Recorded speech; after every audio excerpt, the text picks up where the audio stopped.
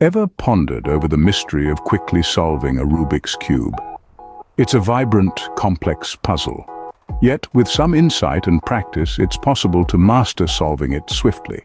The first step is understanding the cube. A standard Rubik's Cube has 6 faces, each composed of 9 stickers of the same color. The central sticker on each face determines the color of that face since it doesn't move. Remember, the goal is to have each face of the cube displaying a single color.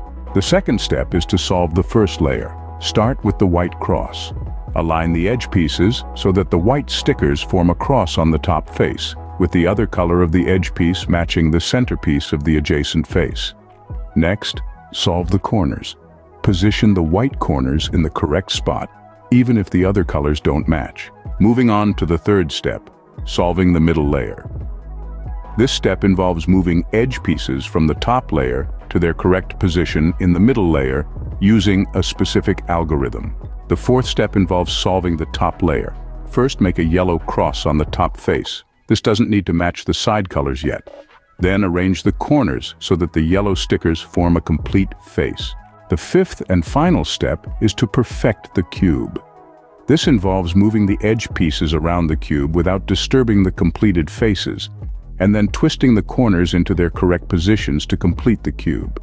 To summarize, the process of quickly solving a Rubik's Cube involves understanding the cube's structure, solving the first layer, solving the middle layer, solving the top layer, and finally perfecting the cube.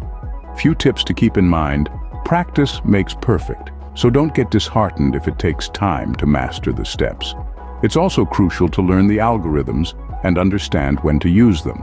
So the next time you pick up a Rubik's Cube, remember these steps and tips.